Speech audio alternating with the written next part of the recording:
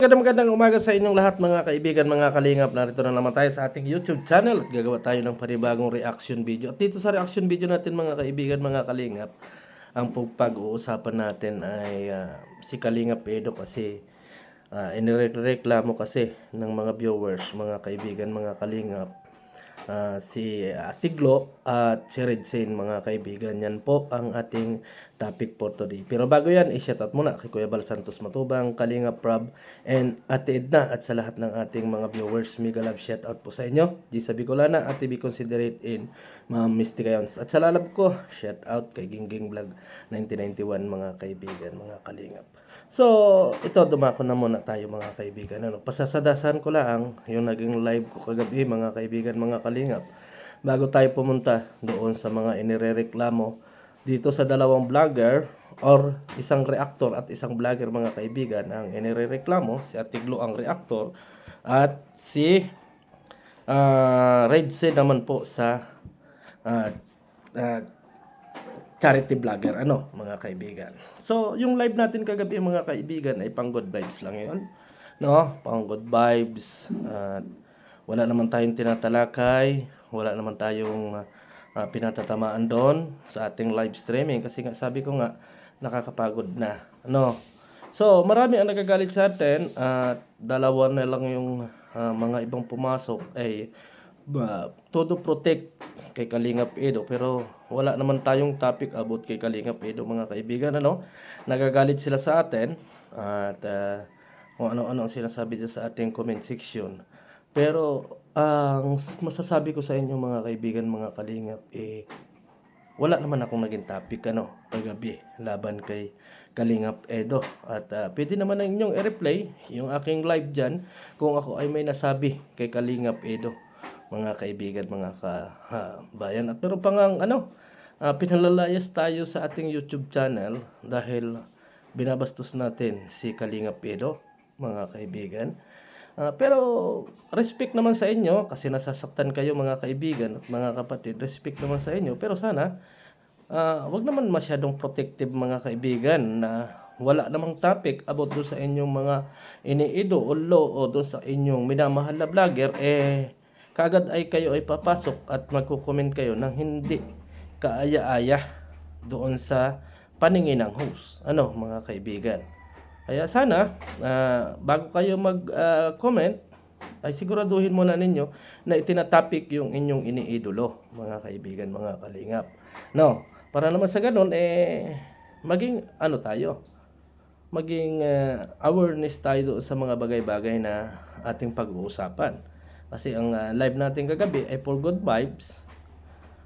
Pero hindi ko na rin pinatulan yung ilang mga pumasok sa atin at tinawanan na lang natin. Pero pinakang-announce man lang yun mga kaibigan. Announce, wala naman tayong galit, pero announce lang yun, na sana ay tingnan nyo muna kung ano yung naging topic natin bago kayo mag-comment or paratangan ako ng kung ano-ano mga kaibigan. So dumako na tayo sa mga sumbong mga kaibigan. Ang unahin natin siguro si Atiglo, Si Atiglo po ay 2 araw o 3 araw nang inireklamo sa atin dahil binabas daw si Kalingap Edo, mga kaibigan.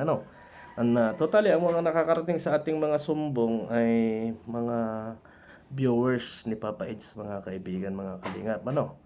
Talagang mga viewers ni Papa Eds ay talagang marami ang sumbong sa atin. So ang unang sumbong mga kaibigan ay napakabastos daw ng paganga ni Atiglo, napakabastos. At yan naman ay nakita natin about doon sa mga ibang sinasabi na Tiglo, sa mga experiment tamod-tamod na ganon, mga kaibigan, mga kalingap. At kagabi muli ay may nagreklamo muli, mga kaibigan, mga kalingap. Kaya wala tayo halos tulog, mga kaibigan, ini-replay natin yung live ni Atiglo. At ang naging topic naman niya doon, mga kaibigan, mga kalingap, ay about doon sa beneficiaries ni Kalingap Edo na si Mariel De Umano. Si Mariel na naitopic ni Kuya Bal Santos Matubang yan. So hindi naman directly na inano doon si Kalingap Edo, pero parang may yung mga nasa comment section ay nababas doon si Kalingap Edo, mga kaibigan, mga kalingap. So kung bagbabasihan natin, hindi natin masasabing masyadong ganoon kabas or masasabi natin na basher kaagad si Ate Glo ni Kalingap Edo, mga kaibigan, mga kalingap. Kasi yung kanyang ginawa ng reaction video ay yung naging pahayag ni Kuya Bal Santos Matubang, no? Yun yung naging pahayag doon sa naging topic. So, para sa akin, mga kaibigan, mga kalingap, ganun nga yung nangyayari. So, sa comment section, marami yung basher ni Eds, marami ang ano. So, ito lang masasabi ko kay Ate Glo. Ate Glo, kalingap partner naman si Kalingap Edo. Tingnan natin kung ano yung maganda, no? At hindi ko naman sinasabi na basher ka, at hindi ko rin mapaparatangan na basher ka, kasi nga ginawan mo lang reaction video yung naging live ni Kuya Bal Santos Matubang, o yung pahayag ni Kuya Bal Santos Matubang about doon sa beneficiaries na si Mariel. So, dumako na tayo kay Regine kasi mahaba na eh. Ito pong si Regine, mga kaibigan, ilang araw na inirereklamo sa atin dahil tinitira daw, sinisiraan si Kalingap Edo sa mga bagay-bagay. Ang haba ng live ni Regine, mga kaibigan, mga kalingap, ang haba. So, in-reply natin, may mga pahaging doon, mga kaibigan, mga kalingap. Ang tanong ko, bakit sinasalo nating lahat yung mga sinasalita doon ni Regine laban kay Kalingap Edo? No, huwag natin saluhin, at kasi hindi naman specific na pinapangalanan or ibinabas ni Regine itong si Kalingap Edo, mga kaibigan. Hindi ko sa lasa na pinaproteksyonan, kasi masasabi ko sa inyo, mga kaibigan, mga kalingap, parehas charity vlogger yan. Charity vlogger si Kalingap Edo at charity vlogger si Regine. So may karapatan po, mga kaibigan, mga kalingap, na kung mayroon talagang paninira ay kayang magtanggol ni Kalingap Edo sa kanyang YouTube channel kung talagang may paninira na ginagawa si Kalingap si Regine. Kasi pareha silang may channel. Hindi katulad nung isa na walang channel talaga, mga kaibigan.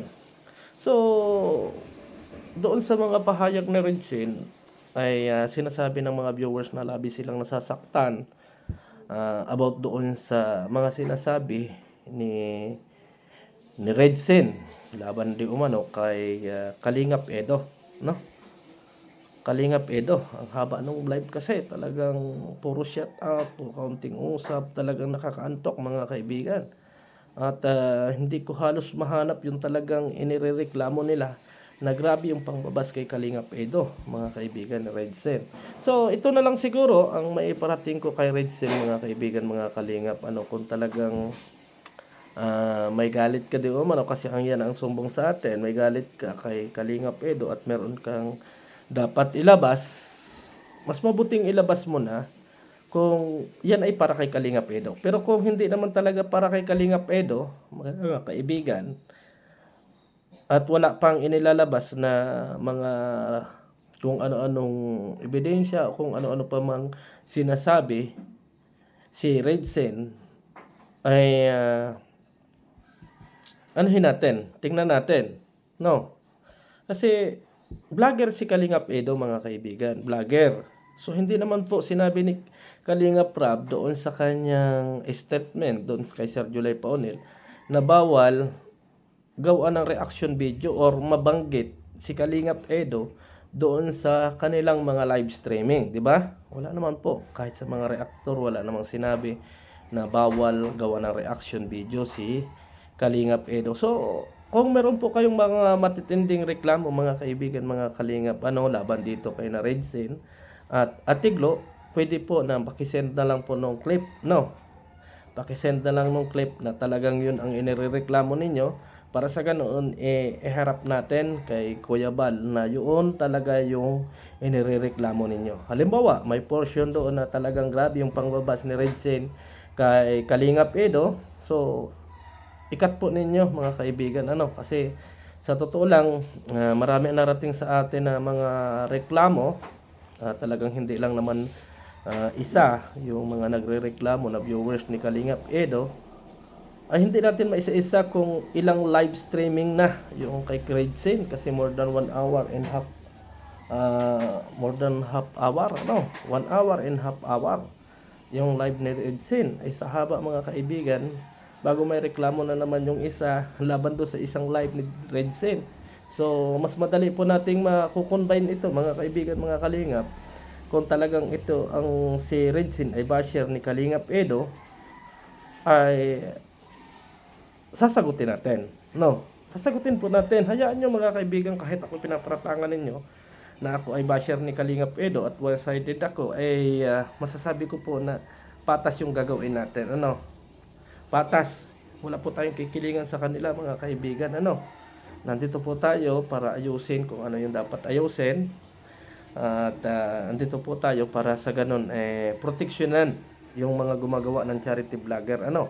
Katulad ni Kalingap Edo mga kaibigan. Huwag kayong magsabi sa akin na kung ano-ano na ako ay basher ni Kalingap Edo, kung ano-ano ay nasabi ninyo sa akin. Andito lang po ako para maging patas ang laban. Ano?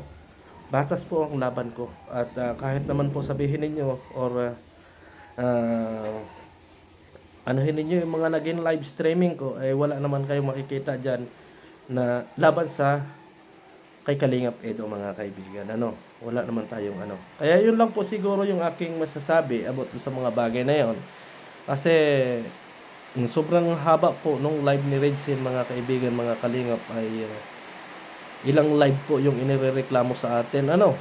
Ay mauubusan tayo ng ano niyan. Pero kung may clip po kayong isi-send sa atin, ay madali-dali natin na maayos kasi may reklamo kay Atiglo. I-play natin yung video. So ilang oras yung kay Kalingap kay Atiglo. So meron na naman tayo na panibagong reklamo na kay Redsin mga kaibigan. So i-play na naman natin yun. So ang haba masyado mga kaibigan, samantalang kung kukuha kayo ng clip kung paano na ibinawas si Kalingap Edo, ay madali nating matatalakay at pwede natin kaagad na isubmit kay Kuya Bal Santos Matubang mga kaibigan, mga kalingap, na gano'n ang ginagawa nila, at isisend din natin sa Karaba para mapag-usapan yung mga bagay-bagay na ganito. At katulad dito mga kaibigan, counting portion lang yung nakikita natin, at yung ilan pang mga previous na live ni Redsin, more than 10 live pa yung pinare-replay sa ating mga kaibigan, mga kalingap, ay talagang mahahaba. Mahahaba. Hindi man ako sa nagre-reklamo, para sa madali lang mga kaibigan, para madali lang yung ating proseso, para mapaakyat natin sa Karaba si Redsin, matanong kung ano ang talagang galit niya kay Kalingap Edo, at kung ano ba talaga yung kanyang ipinaglalaban kay Kalingap Edo. Yun lang po yung aking request sa inyo mga kaibigan. At ako naman, sabi ko nga sa inyo, magiging patas tayo at kinakailangan na ipagtanggol si Kalingap Edo at sagutin natin si Redsin sa kanilang mga paratang, ay sasagutin po natin mga kaibigan, mga kalingap. Kasi tayo po ay nasa gitna lang. Hindi po pwede tayong pumunta doon sa bashing kay Kalingap, kay Redsin or kay hindi po, nasa gitna lang po tayo mga kaibigan, mga kalingap. So maraming salamat at kami ay going na kay Nakarla. Thank you and God bless sa atin lahat. Bye bye.